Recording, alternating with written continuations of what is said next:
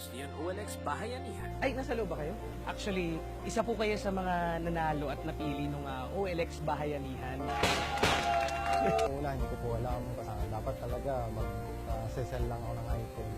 Bakit po namin, in-expect po namin na na-repair po yung mga bubong, dingding. Dahil napaka-excited po.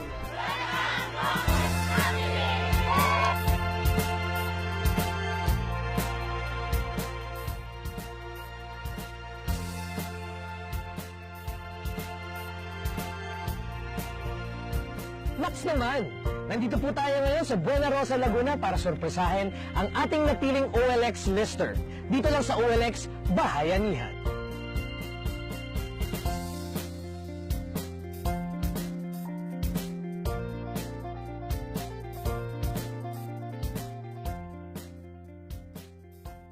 Ay, magandang hapon po, sir. Okay lang, maabala lang kayo.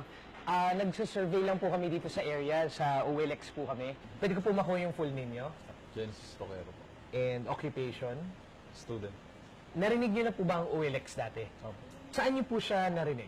Sa internet lang. Internet. Okay, may isa pa po akong sasabihin sa inyo. Congratulations po, kayo po ang napili namin sa Bayanihan. At kami po ang magbabago.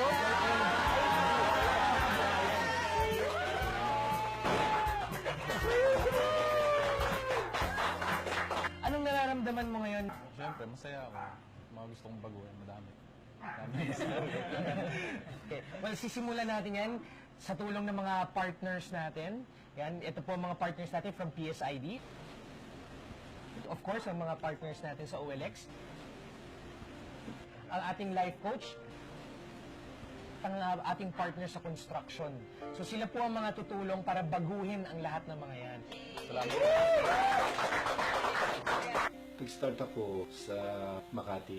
Doon ako nag-start sa Tabing Riles. So, kumbaga sa yung buhay ko talaga, lahat ng mga anak ko doon pinanganak sa home along the Riles. Yung bahay namin isang barong-barong lang.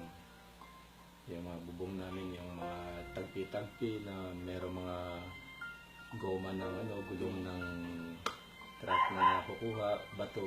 Yun pong magkasakit yung anak kong isa. Yun pong namatay. Labas-masok po kami sa ospital. Kasi nga, mas matagal pa po yung nilalagi namin sa ospital kaysa bahay. Ang malakas po talaga yung faith namin eh. Tsaka talagang lagi kong sinasabi sa mister ko na God is good. Huwag kang bibitaw. Kasi part yan ng buhay eh, yung kaya. Pag kasi naubusan na yung madudukot, OLX ang sa first in mind, OLX na. Thank you, OLX. Buti na lang na-born OLX ka, kung hindi, di wala.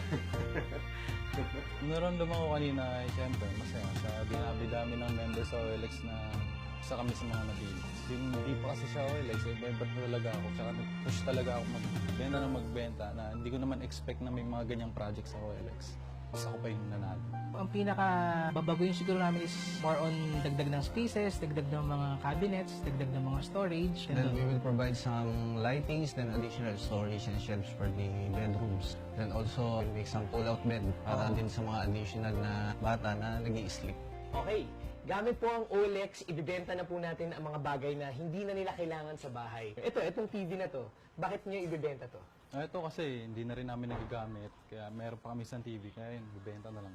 Itong mga sapatos, mukhang medyo bago pa, mukhang halos hindi pa nagagamit eh. Ito kasing sapatos kasi marami na rin kami ng sapatos sa taas. Kaya babawas na lang din. Ito, Genesis, drummer ka ba at may snare ka? Bakit ibibenta niyo na to?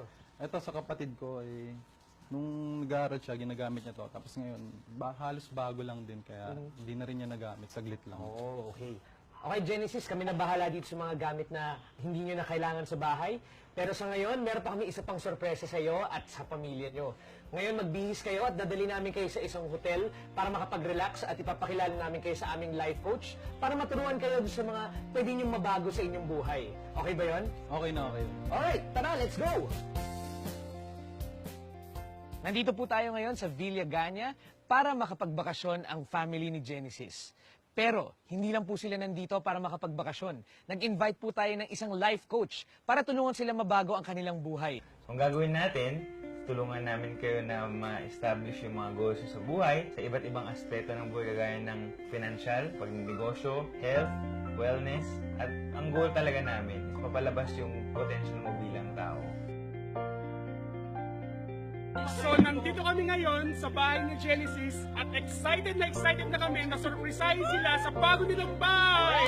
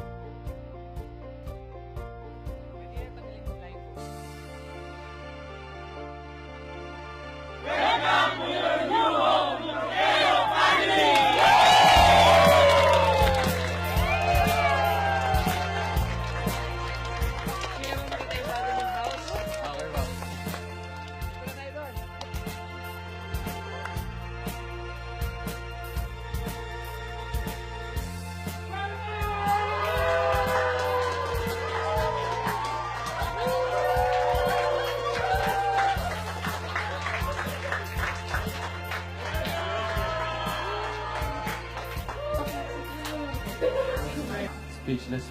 Saka nagulat po talaga. Maganda po. Maganda. Tears of joy talaga. Napaiyak na ako sa sobrang.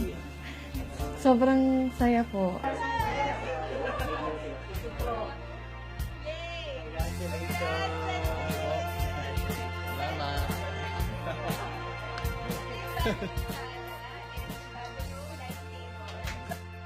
Sobrang saya po. Tapos, ang laki ng pagbabago talaga po. Lahat po sa akin. Kasi parang tingin ko talaga, o hindi ko talaga, parang home sweet home talaga. Okay po. Lahat po kasi lahat naman po nabago. Sobra pong pasasalamat sa OLX talaga. Hindi po talaga namin po naasahan. Grabe po. Super salamat po talaga. Sa mga users ng OLX, tuloy-tuloy lang po nila yung paggamit nila ng OLX kasi po ito, hindi po namin in-expect to. Tsaka hindi rin namin alam na may ganitong projects nila para matulungan yung mga user, yung mga tao, ma-improve yung buhay nila. OLX po yung bridge para makatulong.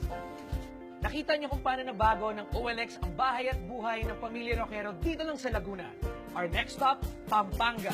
Samahan niyo kami sa susunod na episode ng OLX! Pangasinan!